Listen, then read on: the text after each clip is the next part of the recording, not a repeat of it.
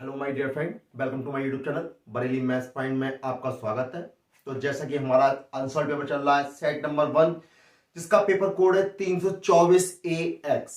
तो हमारा set number 1 है, जिसके क्वेश्चन हमने 5 क्वेश्चन कंप्लीट करा दिए। अब बढ़ते हैं अगले क्वेश्चन नंबर 6 की तरफ। और उससे पहले मेरे चैनल पर जो भी नया हो सब्सक्राइब जरूर कर दे, बेल आइकन दबाना ना भूले, जिससे मेरी अगली वीडियो का नोटिफिकेशन आप तक पहुंच सके।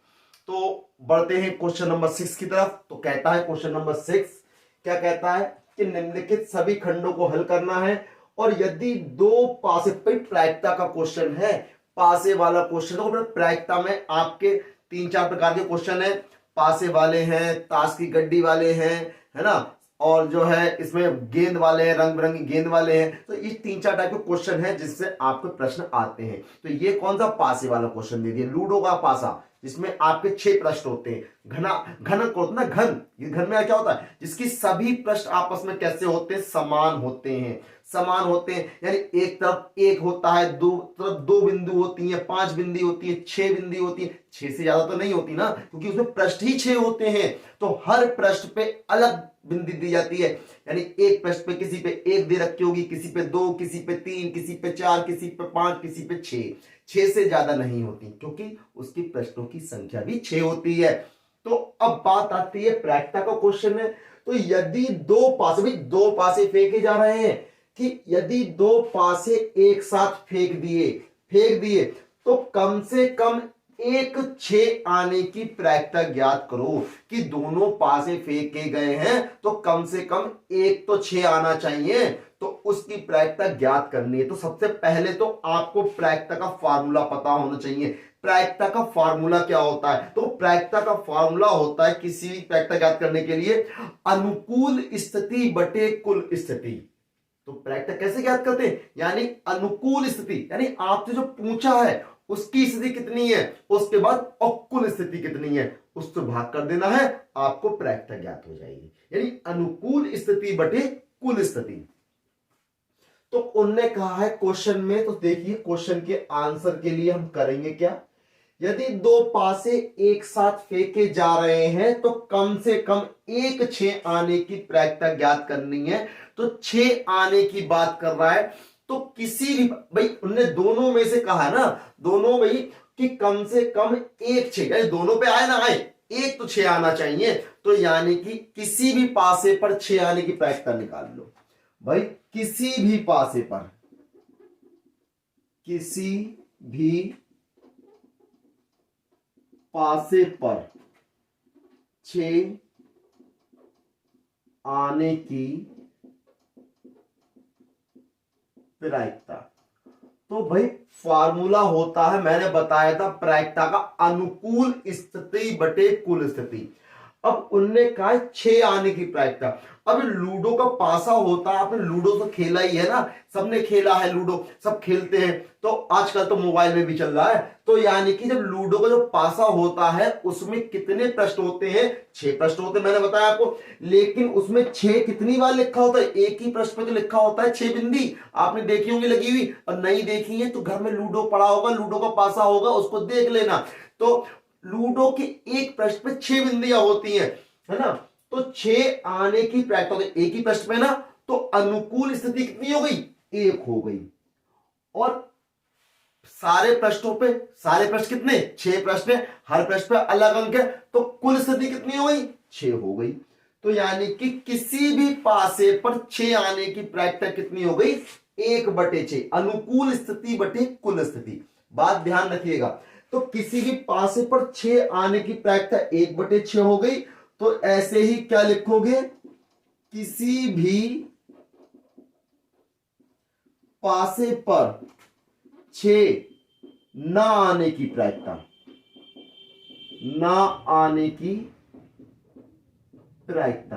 तो देखो प्रायिकता जो होती है, किसी की भी प्रायिकता का योगफल हमेशा 1 से ज्यादा नहीं होता। तो 1 से ज्यादा नहीं होता, उसकी प्रायिकता का योगफल 1 होता है। तो अब भाई 6 आने की प्रायिकता 1/6, तो ना आने कितनी बची, इसको 1 में से घटा दो। तो 1 में से 1/6 घटा दिया, एलसीएम लिया 6, तो कितना हो गया, 6 कम 6 -1, यानी कि 5/6। इसको दूसरी विधि से भी निकाल सकते हैं। कहने का मतलब है 6 ना आए तो 6 नहीं आएगा तो बाकी की जो 5 प्रश्न बचे तो उन पांचों में से कोई सा आ जाएगा। तो यानी अनुकूल स्थिति कितनी बच गई 5 और कुल कितनी है 6, तो 5/6 वैसे लिख लो या ऐसे लिख लो, बात एक ही है। तो अब उनने क्या कहा कि दोनों पासों में से किसी भी पासे पर अंक 6 ना आने की प्रायिकता। तो निकाल लेते हैं दोनों पासों में से किसी भी पासे पर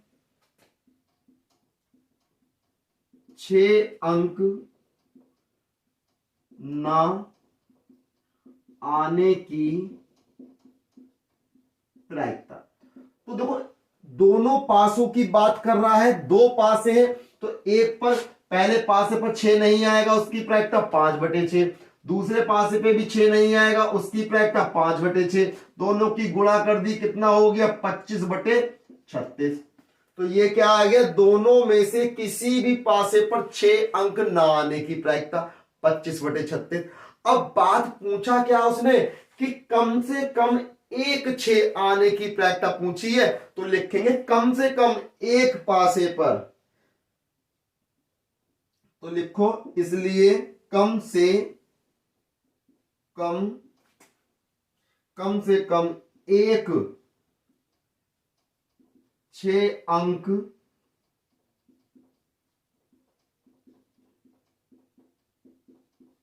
आने की प्रायिकता।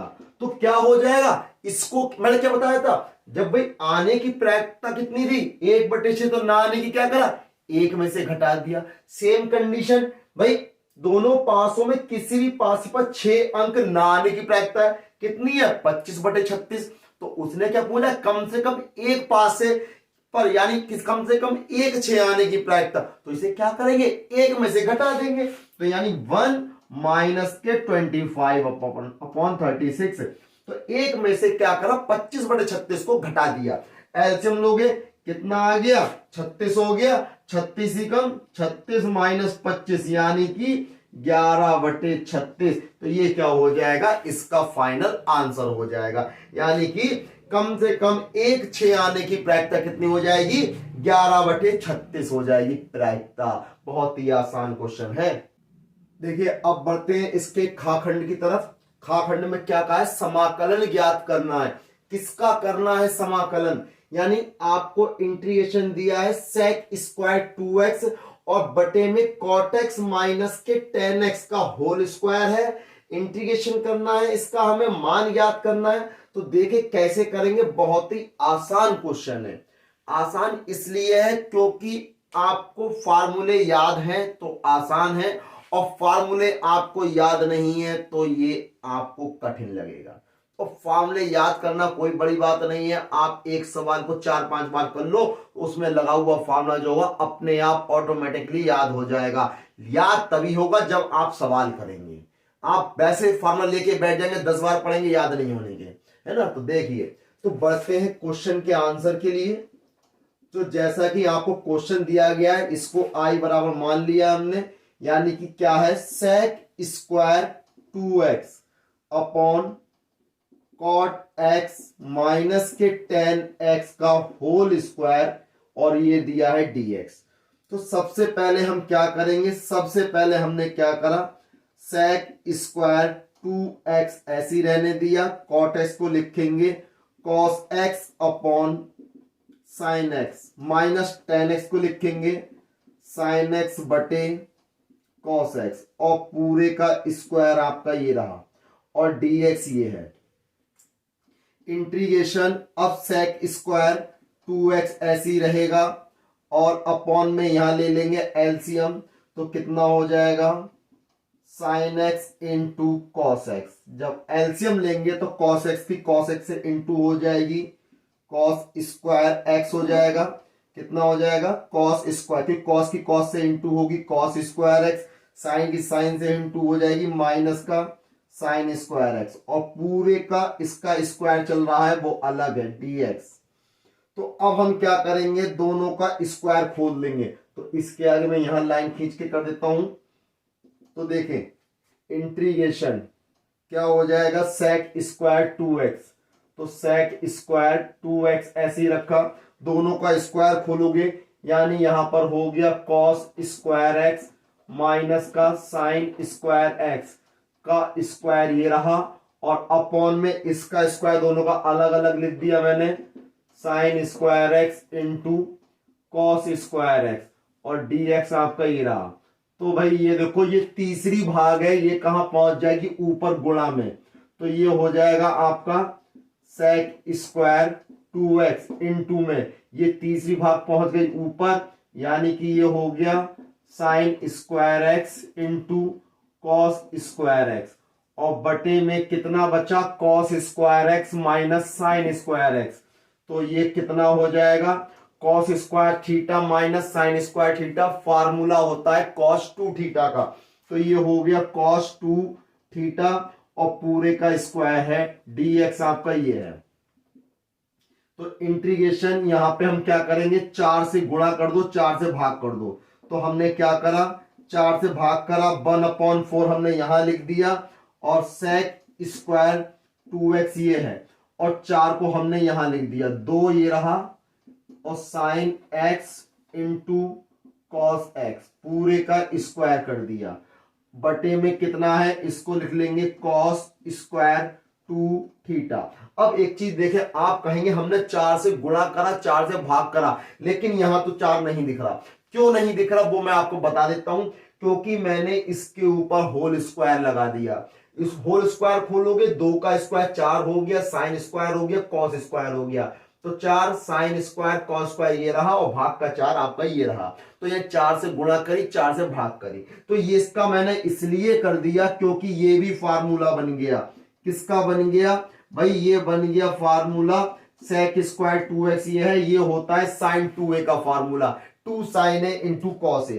तो यहां पर ये फार्मूला बन गया साइन स्क्वायर 2x का, अपॉन में कितना है कॉस स्क्वायर, यहां पे ये 2x है क्योंकि यहां भी x है, यहां भी x है, तो ये cos square theta minus sine square theta, ये कॉस 2x हो जाएगा। यहां भी ये 2x है, इस चीज का ध्यान रहे। तो कॉस स्क्वायर ये क्या है 2x हो गया, dx ही है, साइन स्क्वायर बटे कॉस स्क्वायर क्या बन जाएगा, tan बन जाएगा।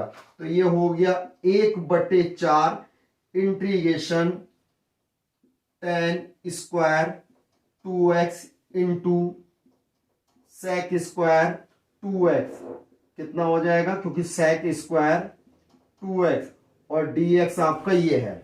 अब इसके आगे हल करेंगे तो हमें क्या करना पड़ेगा, t मानना पड़ेगा। तो हम क्या करेंगे, इतने पार्ट इस tan 2x को हम क्या मान लेंगे, t मान लेंगे। लेट क्या करेंगे, tan 2x is equal to t मान लिया। तो tan 2x is equal to t मान लिया। अब इसका क्या करेंगे, डिफरेंशियल करेंगे विद रिस्पेक्ट टू x। तो tan 2x का डिफरेंशियल करेंगे तो लिख देंगे differential with respect to, sorry t करेंगे विद रिस्पेक्ट टू t के रिस्पेक्ट में करेंगे इसका डिफरेंशियल, x के में नहीं करेंगे, t के रिस्पेक्ट में करेंगे। तो tan 2x का कितना हो जाएगा, sec स्क्वायर 2x हो जाएगा। 2x का दोबारा करेंगे तो 2 आपका ये आ गया, और x का हो गया dx, t का dt। तो अब क्या रहा, हमें चाहिए सिर्फ sec स्क्वायर 2x dx। तो यहां पर sec स्क्वायर 2x dx ऐसे रहने दें, और ये कितना हो गया dt/2 हो गया। अब क्वेश्चन में देखें, इज इक्वल टू इंटीग्रेशन 1/4 आपका ये रहा, इसको आपने t मान लिया, तो ये आपका t स्क्वायर हो गया। इतने पार्ट को आपने क्या लिखा, dt/2 लिखा। तो 1/2 बाहर हो गया, यानी 1/8 इंटीग्रेशन t स्क्वायर dt। तो 1/8 ये रहा, t स्क्वायर का करेंगे इंटीग्रेशन, तो t की power 3/3 plus constant c। t की वैल्यू लगा दो, 8 या कितने हो गए, 24 हो गए, 1/24 t का मान लगा दिया, 10 की पावर 3, यहां कितना हो गया 2x प्लस कॉन्स्टेंट c। तो ये क्या हो जाएगा, इसका फाइनल आंसर हो जाएगा। 1/24 10⁻³ 2x प्लस कांस्टेंट c। ये बहुत ही आसान क्वेश्चन है समाकलन का।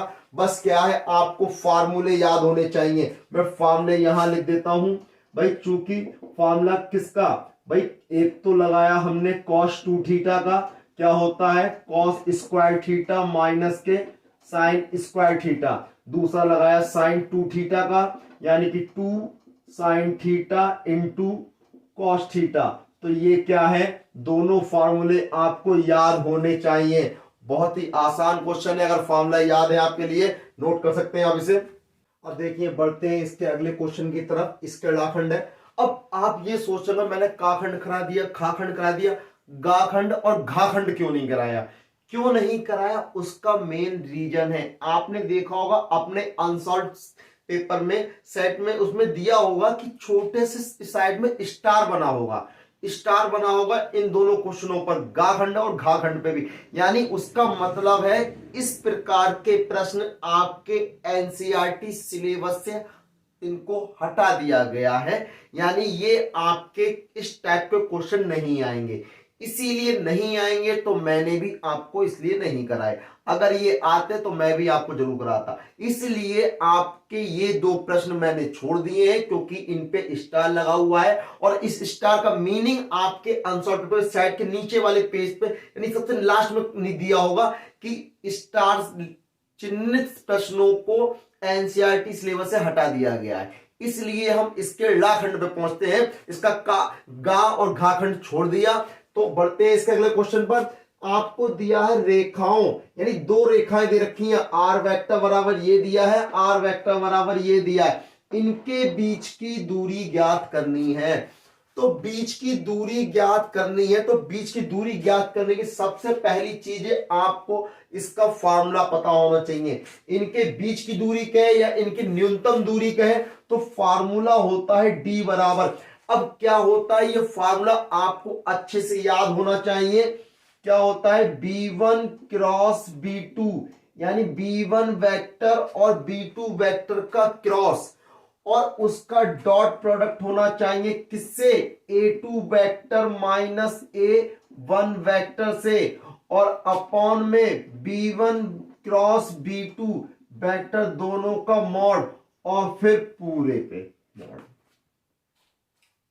ये फार्मूला आपको याद होना चाहिए, तभी पता चलेगा कि आपको ये दूरी निकालनी कैसे है।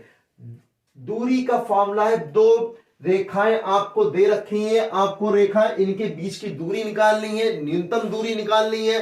तो आपको क्या करना होगा, ये फॉर्मूला लगाना होगा। अब इसमें b1 vector, b2 vector, a2 a1 ये सब आपको किसमें दिए, क्वेश्चन में दिए। अब आप कहेंगे ये कैसे दिए, तो वो हम आपको दिखाते हैं। तो देखिए क्वेश्चन में पढ़ते हैं, सॉल्यूशन में लिखेंगे। सबसे पहले तो जो आपको रेखाएं दे रखी है, रेखाएं लिख लो कौन कौन सी है। पहले आर वेक्टर दिया है, i टू जे के प्लस लैम्डा आई कैप माइनस जे कैप प्लस के कैप। तो ये तो एक रेखा आपको दे रखी है। दूसरी रेखा दे रखी है आर वेक्टर, यानी कि 2 i कैप माइनस का जे कैप माइनस का के कैप प्लस, और आपको दिया है म्यू, यहां दिया है 2i plus J plus 2k। अब आपको a1 vector, a2 vector, b1 b2 सब लिख लेने हैं, यानी कि सबसे पहले लिखेंगे a1 वेक्टर। तो a1 वेक्टर देखो ये रहा पहली समीकरण में, i plus 2j cap plus k cap. फिर a2 वेक्टर कौन सा है, ये रहा दूसरी समीकरण में, यानी कि 2i माइनस जे माइनस का k कैप। फिर लिखेंगे b1 वेक्टर, b1 वेक्टर कौन सा है, देखो लैम्डा का गुणा जी क्या है, तो कितना है i minus J plus k। फिर लिखेंगे b2 वेक्टर कितना है, ये रहा 2i plus J plus 2k। A1 vector note कर लिया, A2 कर लिया, B1 कर लिया, B2 कर लिया। अब देखो मुझे क्या क्या चाहिए, A2 माइनस A1 चाहिए, B1 क्रॉस B2 चाहिए, B1 क्रॉस B2 का मॉड चाहिए। तो सबसे पहले मैं निकाल लेता हूं A2 माइनस A1। तो लिखते हैं पहले A2 vector minus A1 vector, यानी A2 में से A1 को घटाओ तो लिखोगे A2 कितना है 2i कैप माइनस का j कैप माइनस का k कैप, माइनस कर देना है किसको, A1 वेक्टर को, तो i कैप प्लस के 2j कैप प्लस का k कैप। तो देखो 2i माइनस का j माइनस का k कैप, माइनस के अंदर गुणा कर दो, माइनस का i कैप माइनस के 2j कैप माइनस का k कैप। अब देखो 2i में से i जाएगा, क्या बचेगा i कैप, माइनस का j माइनस 2j माइनस का 3j कैप, माइनस के माइनस का 2k कैप। ये कितना है A2 माइनस A1।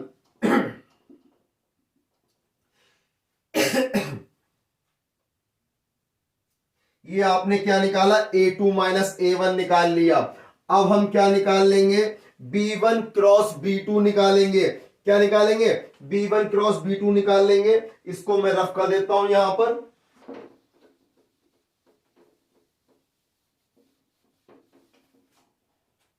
देखिए अब हमें क्या निकालना होगा, B1 क्रॉस B2 निकालना होगा। कैसे निकालेंगे, दो सदिशों का गुणन है, सदिश गुणन है, यानी कि B1 क्रॉस B2 कैसे निकालेंगे, सारणिक विधि से, यानी i cap j cap k cap. अब देखो B1 कितना है, i का गुणांक यहां पे कितना है 1 माइनस 1 1, यहां पर B2 कितना है 2 1 2।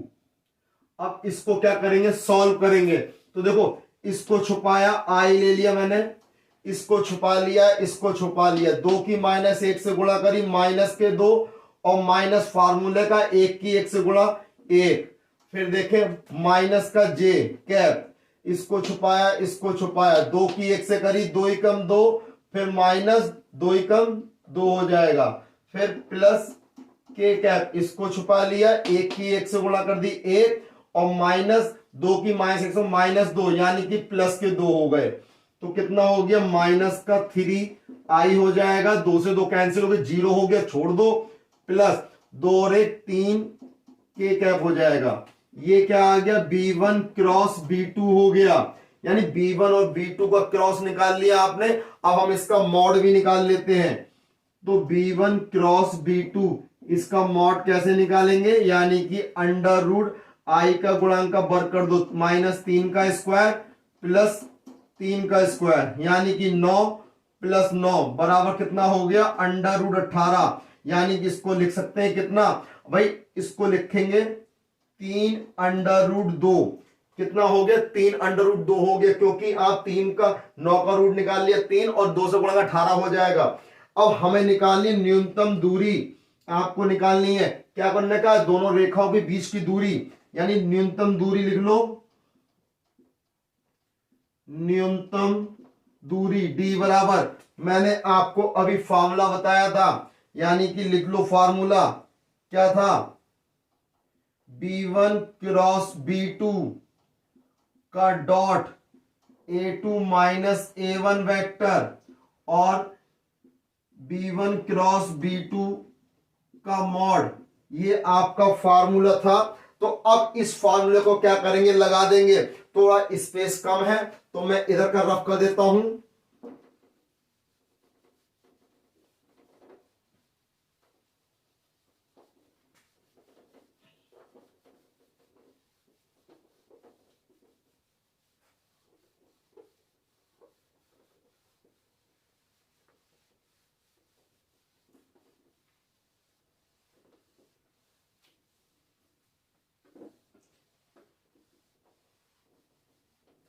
देखिए तो न्यूनतम दूरी है d बराबर, यानी कि d बराबर ये रहा, B1 क्रॉस B2 की वैल्यू क्या रही, ये है माइनस 3i प्लस का 3k। तो लिख दिया मैंने माइनस के 3i प्लस का 3k। इसका डॉट करना है A2 माइनस A1, कितना है आई -3j -2k अपॉन, अब b1 क्रॉस b2 का मॉड निकालना। मॉड कितना निकाला आपने? 3√2। तो देखें d बराबर, इसकी इससे गुणा करेंगे, i की i से माइनस के 3 हो गए, k की k से करेंगे 3 दूनी 6 प्लस माइनस -6 3√2। तो बेटा d इजिकल टू -3 और 6 कितना? माइनस के 9 बटे 3√2। 3 से भाग करो, 3 3 9, तो कितना हो जाएगा? तो d बराबर हो गया, माइनस माइनस चिन्ह छोड़ दोगे, क्योंकि लंबाई कभी भी, लंबाई हो या दूरी हो, कभी भी आपकी ऋणात्मक नहीं होती, इसलिए मॉड सही है। अब यह कितना हो जाएगा? 3 बटे √2 मात्रक, इतना भी आंसर हो सकता है। वरना आप इसमें क्या कर सकते हैं? 3 बटे √2 में √2 से गुणा कर दो, √2 से भाग कर दो, तो कितना हो जाएगा? 3√2 बटे 2, ये भी हो जाएगा। चाहे तो ये भी आंसर आपका है, ये भी आंसर आपका है, दोनों ही आपके आंसर है। क्या हो जाएगा? न्यूनतम दूरी ज्ञात कर लेंगे। कितने फॉर्मूला आपको याद होना चाहिए न्यूनतम दूरी याद करने का। ये छठे का खंड हो गया, क्वेश्चन नंबर 6 कंप्लीट हो गया। इस प्रकार अगली वीडियो मिलेंगे अगले क्वेश्चन के साथ। तब तक मेरे चैनल को सब्सक्राइब करना ना भूलें, लाइक करें, शेयर करें, सब्सक्राइब करें। जय हिंद साथियों।